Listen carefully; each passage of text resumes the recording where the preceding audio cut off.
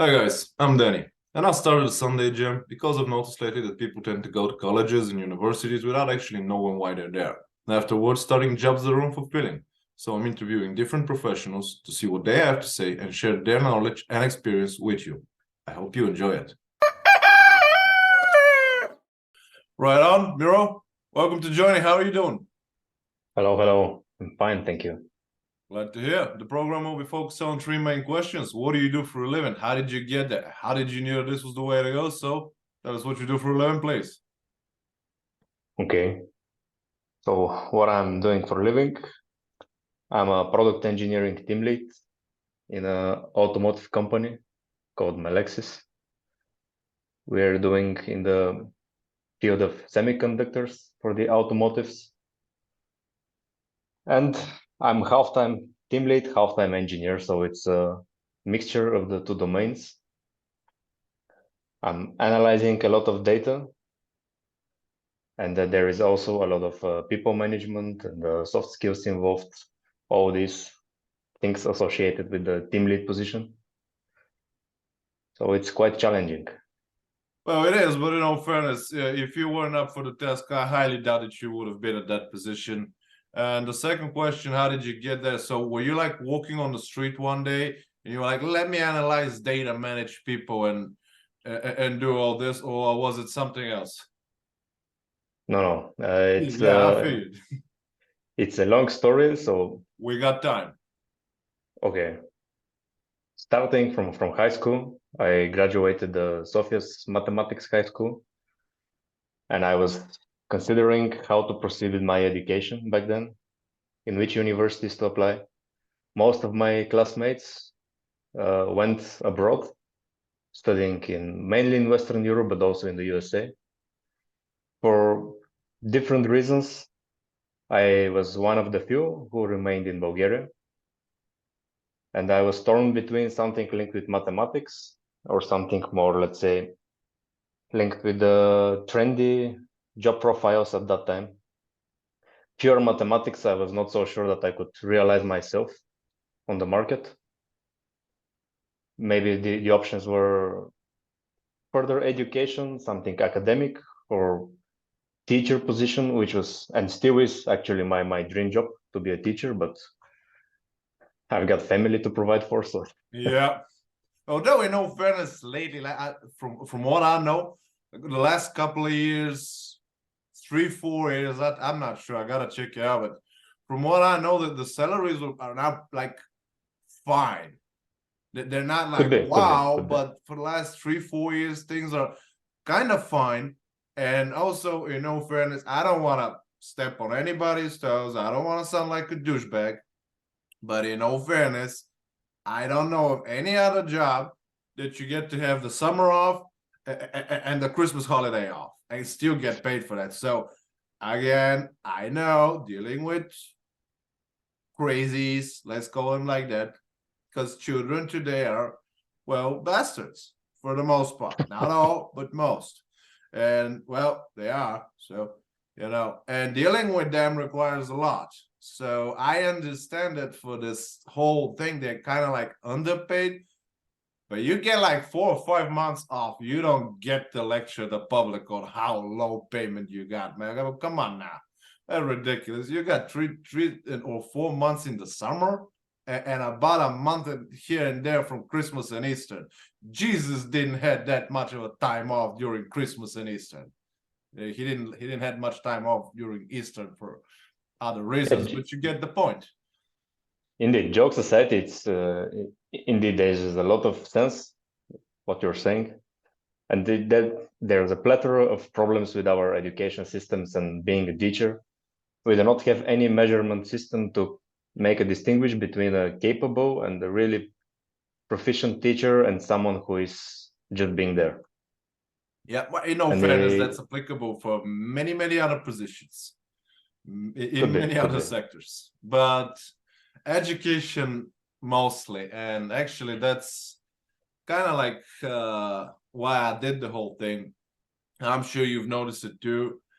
People tend to go to colleges, universities without actually knowing why they're there. And I'm not against colleges or university. I'm about to start a PhD. So clearly I'm not an enemy of this sector, but they tend to go over there and they don't know what they're doing. They have this stigma that if you don't graduate, you're gonna fail miserably, which is not true. I mean, I'm pretty sure you've seen it with your own eyes, because I've seen it with my own eyes, and you talk to more people than I do. So you know, the people with truckload of diplomas, they got diplomas for everything, and they still can't manage their life. And they got Yeah, people that but I aren't. cannot blame those people in a way.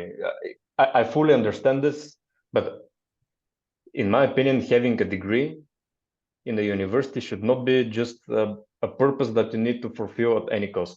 Yeah, Normally, from my perspective, the education should serve the needs of the economy. exactly. And when we have not that much of an economy in Bulgaria, it's energy, oil, and euro funds. It's okay. This is the main, and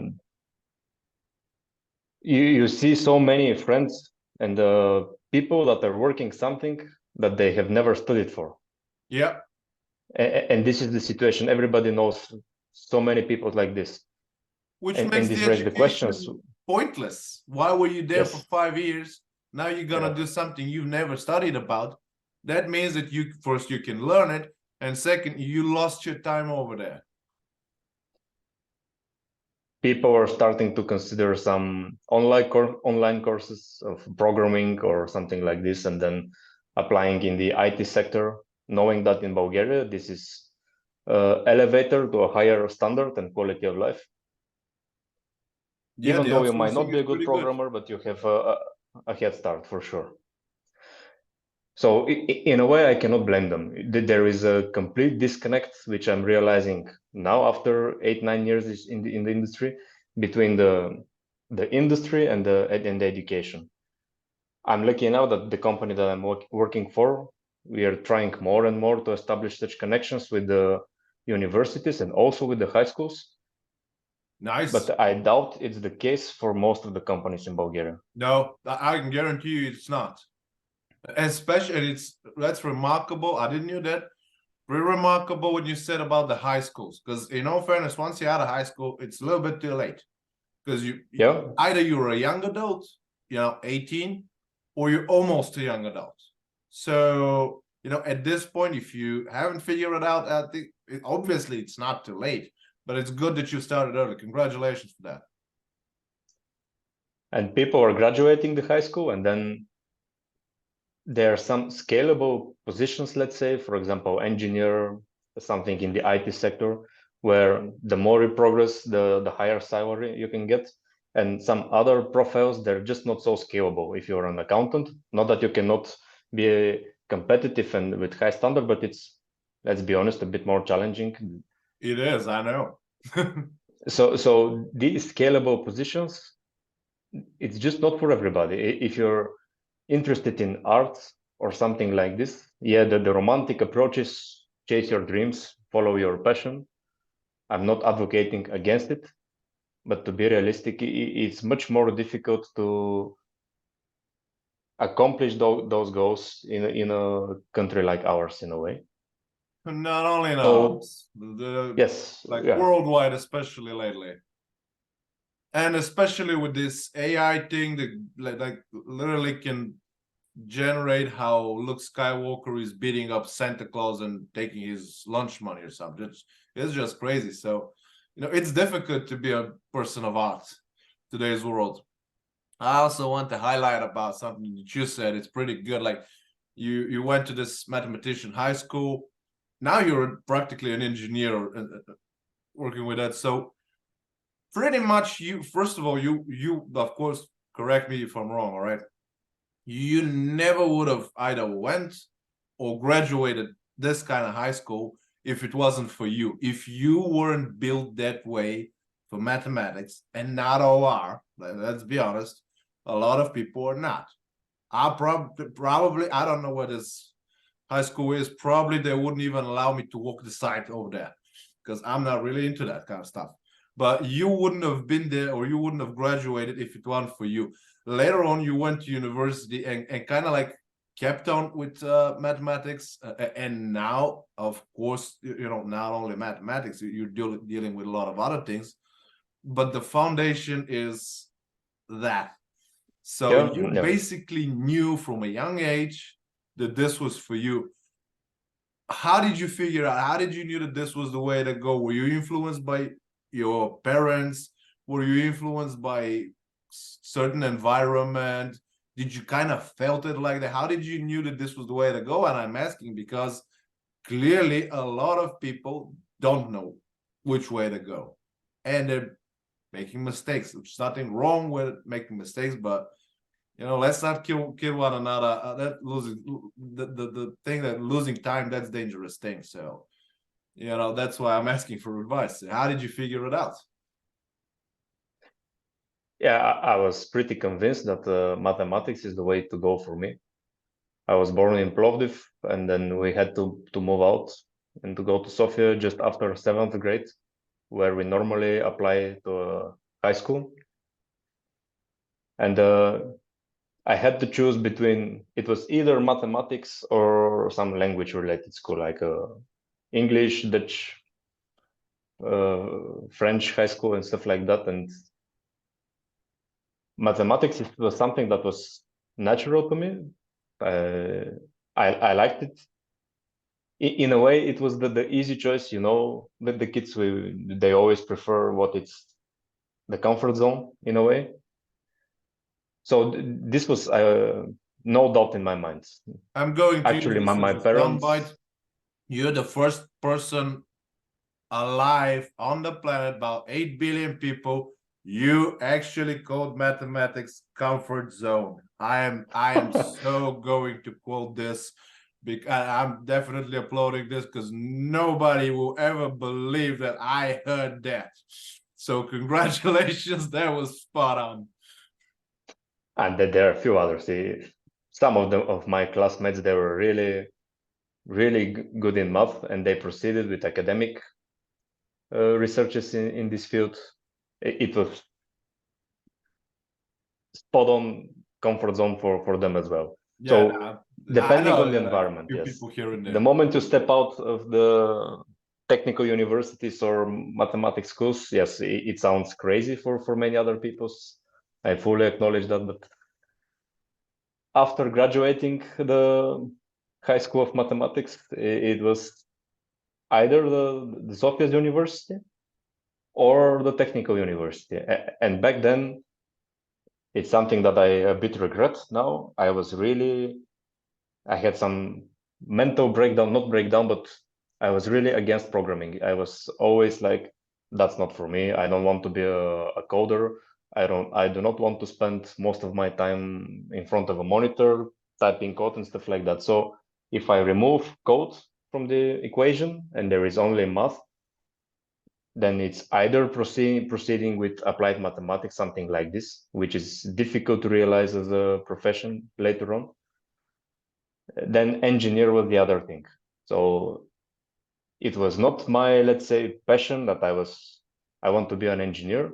It was more of the only remaining choice. Being an engineer opens many doors. You can further on develop in different profiles. So that's why I applied for engineering electronics in the technical university. I graduated it kind of easy in a way. I was not the top performing in the class because it was not something that I liked that much, the electronics itself. I studied, I passed my exams, did my thesis and so on, but I knew inside that it's not the best, let's say, profile for me. After graduating the technical university, actually it was literally the next day I took my diploma, and the next day I applied for a position in the company. They accepted me, and I started working in the quality department back then Nice. as a technician, which was the lowest position in the team. And then this was 2015, so 8 years ago. And then gradually, from a technician, I was promoted to associated engineer, then to a confirmed, then to a senior, and now to a team lead. And in time, these electronics, even though it was not my passion, it was helpful in the job. I develop my skills there furthermore. But the data analysis part of the job, this is where my mathematics, let's say, preferences really kicked in, and they helped me a lot. I went deep into this profile, let's say, into advanced data analysis, statistics, and stuff like that. So I found my way within the company, within the team, within the profile of a product engineer. So now I'm a bit deviating from it, being partially engineer, partially team lead. It's a completely new world. Not to mention, managing people is always tricky. Like, you don't have a blueprint for that. Every case is identical. It could be similar, but similar Yes, to the level, but can be the same. It's identical. It's difficult, but there is this. You need to make a separation between the manager and the team lead. I'm not a manager, so as a team lead, I have other responsibilities that leading by example. I need to onboard new people to teach them. So in a way, I'm also checking the tick box of being a teacher, something that I could not fulfill before that. Now I'm finding a lot of satisfaction in this. So That's I'm really happy good, with how things turned out. But I also can fully understand why so many people are lost. That there is a lot of, there are many positions and companies, when they sell the position, for example, full stack developer or product engineer or project manager or something that is common as a position, but it's so different from company to company. And at least during my time in high school and university, seeing this position, it means nothing to you. You do not know what to expect.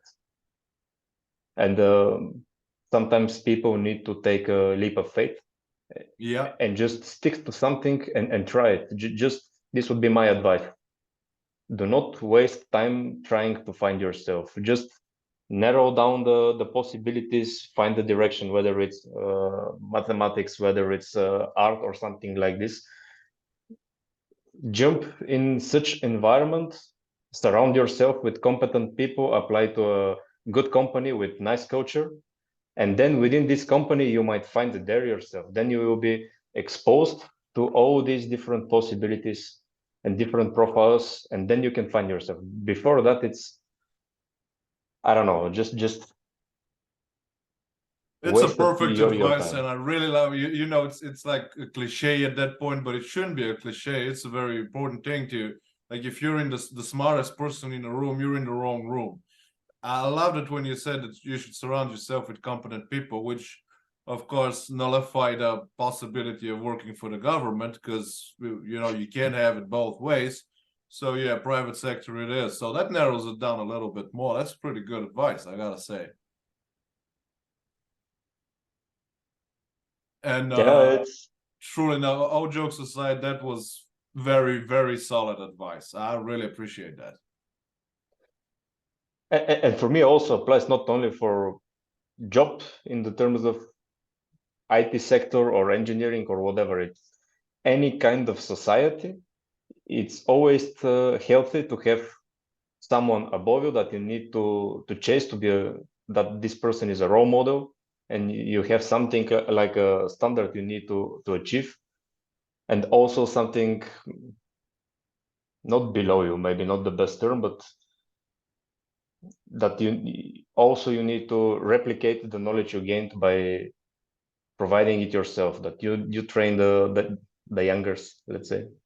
Yeah, absolutely. Like, every generation is morally obligated to do the best for the next one, and every young generation is morally obligated to be better than the previous one. That's how society grows. It's pretty much, if one of those elements is missing, God forbid two of them, well, you're not gonna have much of a society. I was lucky enough with mentors in the company.